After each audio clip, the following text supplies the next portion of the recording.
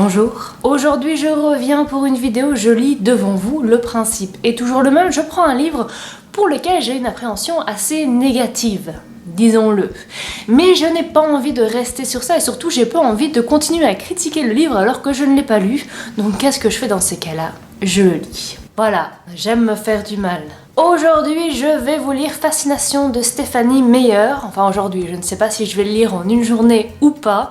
On verra bien ce que ça va donner. Alors, Fascination de Stephanie Meyer, c'est tout simplement Twilight, le tome 1. Et c'est une information importante puisque moi-même, quand j'ai acheté le livre à très exactement 3,95 €, comme on peut le voir ici, eh bien, je ne le savais pas. Je me suis dit, tiens, je le vois souvent passer sur les réseaux sociaux, celui-là, je vais l'acheter sans même prendre la peine de lire la 4e de couverture, parce que je suis un peu débile parfois. Pour la petite information, j'ai déjà vu les films Twilight, les 3. Oui, j'ai vu les 3. En fait, à ce moment-là, j'étais chez ma mère, je m'étais enfermée toute seule, sans vraiment personne, il n'y avait même pas d'animal de compagnie. J'étais seule avec moi-même. Pourquoi? Parce qu'il fallait que je fasse mon mémoire. C'était le moment où je faisais mon mémoire et que je suis incapable de travailler avec des gens autour de moi. Ça, c'est un vrai problème puisque dès qu'il y a des gens autour de moi, je ne peux pas.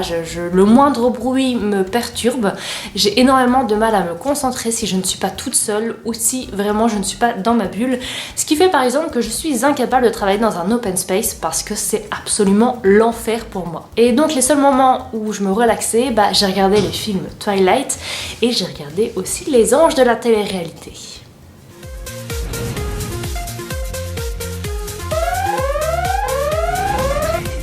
Par contre, je n'avais jamais lu le livre.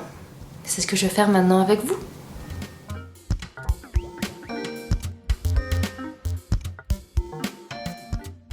Point positif pour l'instant, c'est l'écriture. Je m'attendais à une écriture assez mauvaise, quelque chose d'assez dur à lire pour moi. Et pas du tout, en fait, c'est fluide, ça va. Franchement, c'est pas négatif à ce niveau-là. Après, évidemment, ça reste de la jeunesse, donc c'est une écriture un peu plus facile, mais c'est cool à lire. En fait, je m'attendais à un vocabulaire beaucoup plus simple, et c'est pas le cas, donc c'est un point positif. Tu peux le faire, mon tige, sans beaucoup de conviction, personne ne va te mordre. Il y a déjà une petite allusion, à ce qui va suivre, apparemment.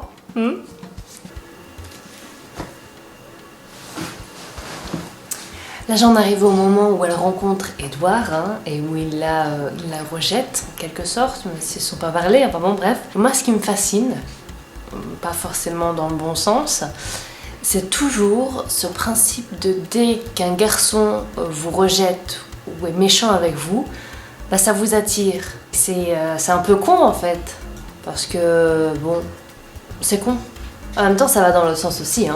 Je sais que surtout à l'adolescence, les garçons vont plutôt vers les filles qui les rejettent aussi, en quelque sorte. Pourquoi? J'aimerais qu'on m'explique, au niveau psychologique, pourquoi. Parce que c'est très con. Bon là, en fait, j'ai fait une petite pause pour manger, j'en suis à la page 58. Et c'est parti! Parce que là, c'est le début de la romance. Pour mon plus grand plaisir. Je n'aime pas les romances. Mais c'est le jeu en même temps, je savais à quoi m'attendre avec ce livre, donc je vais arrêter de râler, je vais lire. Edward est le seul à l'appeler Bella, et le seul à savoir qu'elle préfère qu'on l'appelle Bella. Bon, personnellement, je pensais qu'elle s'appelait Bella, donc ça ne m'étonne pas, mais allons-y. Ce qui est intéressant dans un roman, c'est quand vous imaginez les personnages, et là, clairement, j'ai que les acteurs du film en tête. Enfin, quoique Bella, j'arrive à l'imaginer autrement, j'arrive à me faire une autre image d'elle, mais Edward, là, j'arrive pas à le détacher de... comment il s'appelle? Robert Pattinson? Comment il s'appelle ce type? On ne sait pas. Robert Pattinson, c'est ça. Et c'est pour ça que je n'aime pas voir les films avant les livres, parce que je trouve que ça bloque un peu l'imagination. Parce qu'en dehors des personnages principaux, j'ai aussi des décors qui nous sont imposés par le film. Ça me perturbe, mais ça n'a rien à voir avec le livre, bien évidemment. C'est juste parce que j'ai vu le film avant et qu'il ne faut pas faire ça.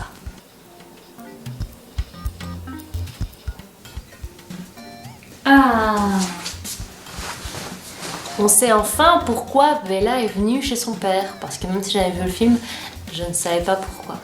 Je sais même pas si c'est expliqué dans le film en fait. Donc là elle le dit à Edouard, hein, comme ça tranquillou, c'est-à-dire que ça fait 66 pages qu'elle nous raconte sa vie, et ça elle pouvait pas nous le dire avant, non, il fallait qu'elle le dise à Edouard. Je suis pas contente, hein, Bon, mon petit Edouard, tu veux absolument que Bella prenne ses distances avec toi, mais hein, tu continues à lui parler. C'est un peu facile hein, de dire à quelqu'un non mais il faut vraiment que tu sois pas ami avec moi, mais de continuer à parler à cette personne et de lui proposer de faire des choses avec cette personne tout en disant mais franchement tu devrais pas accepter. Alors oui je sais ça fait un peu justement relation impossible, mais à un moment il faut choisir, hein. Soit tu le dis soit tu le fais, mais tu peux pas dire et faire son contraire, c'est pas possible. Sinon, j'aime plutôt bien le personnage de Bella. En fait, autant dans le film, elle m'avait pas spécialement marqué, autant dans le livre, je trouve que c'est vraiment une fille indépendante et je trouvais ça assez cool à lire du coup. Et en plus, ce qui est assez plaisant, c'est que Bella ne se laisse pas faire. À un moment, elle va lui dire justement, ici, page 114, non mais tu te foutrais pas un peu de ma gueule, parce que bon, tu me sauves la vie, le lendemain tu me parles pas. Il y a un moment, faut arrêter de déconner. Hein. Bella, elle y va, elle se laisse pas faire, et ça c'est chouette.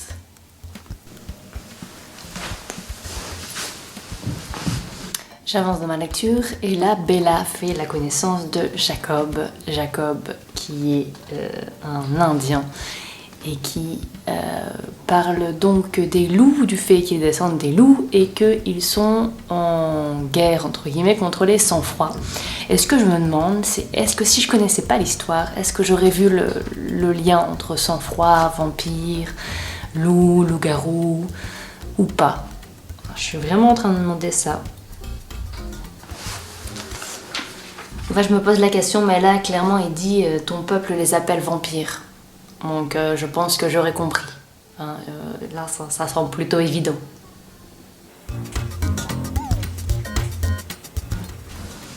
Bella est en train de faire une recherche internet pour savoir si les vampires existent. Eh bien, sachez-le, quand j'étais ado, je l'ai fait et j'ai rien trouvé.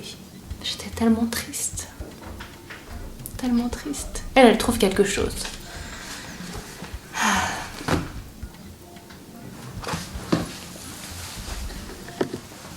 Enfin, je n'ai rien trouvé à part des légendes. Et moi, ce que je voulais qu'on me dise quand j'avais 13 ans, c'était que les vampires existent. Mais il y a toujours une petite partie de moi qui y croit. Bon, je suis à la page 202, je vais m'arrêter là aujourd'hui. Alors sinon, à part le fait qu'on est encore dans ce stéréotype de mec beau gosse qui a tout pour lui et qui en plus se trouve un peu être le sauveur de cette jeune fille, hein, de Bella, et qu'il a aussi un peu quand même une certaine autorité sur elle. Hein, c'est-à-dire qu'elle va toujours finir par faire ce qu'il a envie de faire.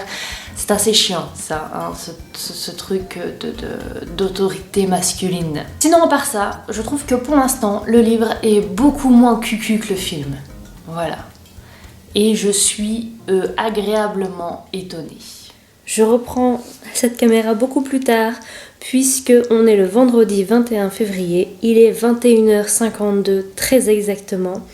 Et donc, depuis dimanche, je n'ai pas touché au livre donc Twilight, hein, le tome 1. Là, vraiment, il était par terre, hein, tout seul, en plein milieu du salon.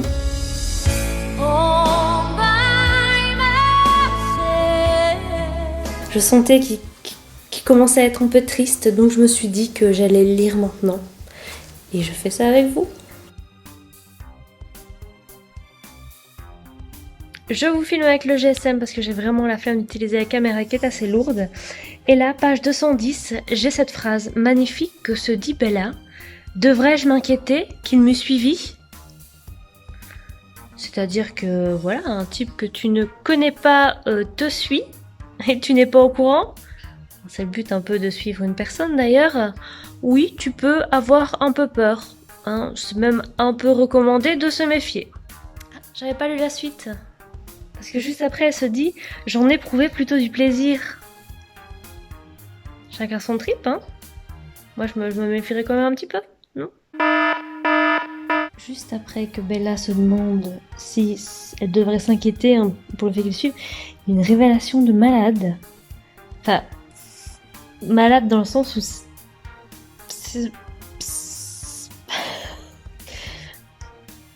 voilà, c'est là le mec lui dit, enfin c'est pas une vraie relation donc je peux vous le dire, il lui dit clairement ouais voilà moi je lise dans l'esprit de tout le monde, c'est comme ça que je t'ai retrouvé.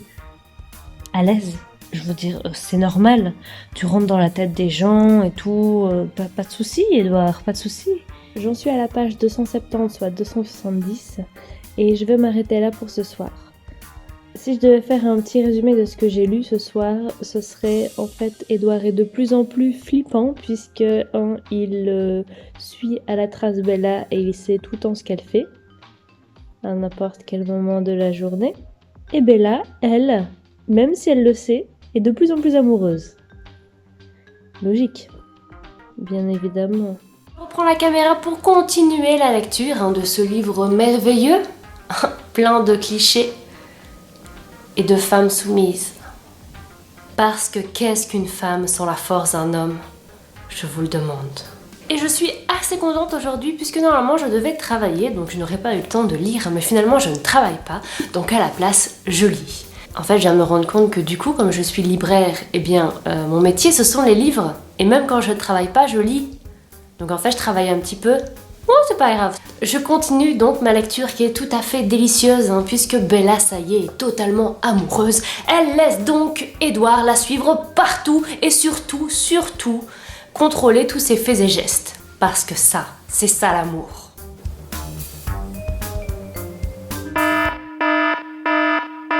Il va y avoir un petit spoiler là, donc si vous n'avez pas le livre et que vous avez envie de le lire, arrêtez-vous là. J'en suis à la page 324 et si on résume l'histoire, Edouard est un homme extrêmement violent qui a du mal à contrôler ses pulsions et Bella, elle aime ça. Alors bien évidemment, Edouard finalement arrive à contrôler ses pulsions puisqu'il n'avait qu'une envie en voyant Bella, c'était de la bouffer. Finalement, c'est ce qui est attirant chez lui, n'est-ce pas, c'est sa violence cachée tout au fond. Et c'est là que ça devient énervant parce que oui, c'est un vampire. Mais et alors je veux dire, par exemple, prenons l'histoire de Buffy et Angel. À partir du moment où Angel comprend qu'il est un danger pour Buffy, il s'écarte parce qu'il l'aime, justement. Parce que l'amour, c'est ça. Le véritable amour, c'est quand on sait qu'on a un danger pour une personne, on s'en va. C'est ça l'amour. C'est pas jouer avec les sentiments de la personne en lui disant je veux de toi, ah non je ne veux plus de toi parce que je suis méchant, ah finalement tu es trop irrésistible, je veux rester avec toi, mais en fait je suis méchant alors il faut que tu partes, mais en fait je fais tout pour que tu restes. Ça m'énerve tellement.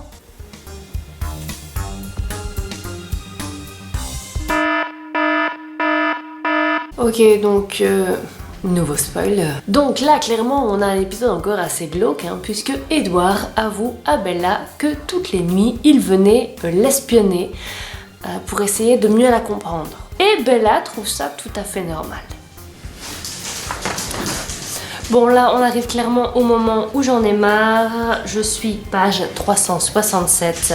Et c'est à partir de ce moment que je vais vraiment lire en diagonale, c'est-à-dire que bon, je vais pas me taper toutes les descriptions et tout ça, parce que je n'en peux plus. Ouh là là. Ok.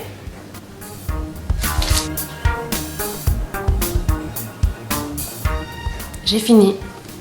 Bon, clairement, les 100 dernières pages, je les ai lues en extrême diagonale, si je puis dire. Et je ne regrette pas de les avoir lus vite parce que je maintiens mon avis, je n'aime pas ce livre.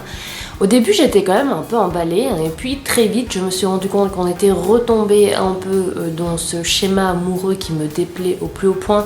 C'est-à-dire qu'on va encenser un type qui quand même espionne sa future petite amie nuit et jour et qu'on trouve ça tout à fait normal qu'il contrôle finalement toute sa vie. Moi je trouve pas ça très normal. Moi, je reste un peu sur mes positions. Et je maintiens mon avis négatif sur ce livre. Alors, par contre, petit point positif, c'est l'écriture qui est pas trop mal du tout. Et Bella, par contre, au début, je trouvais que c'était un peu justement un caractère assez indépendant et assez fort. Et puis petit à petit, elle le devient beaucoup moins, ce qui m'a un peu déplu aussi. Comme vous pouvez le deviner, je ne lirai pas la suite. Par contre, ce qui est sûr, c'est que bientôt, je vous referai une vidéo de ce style, c'est-à-dire que je lis devant vous un livre pour lequel j'ai un a priori extrêmement négatif. Puisqu'apparemment, ça vous plaît, dites-moi si ça vous plaît toujours dans les commentaires. Je vous laisse ici, je vous souhaite une excellente soirée, une excellente semaine et je vous dis à très bientôt. Ciao!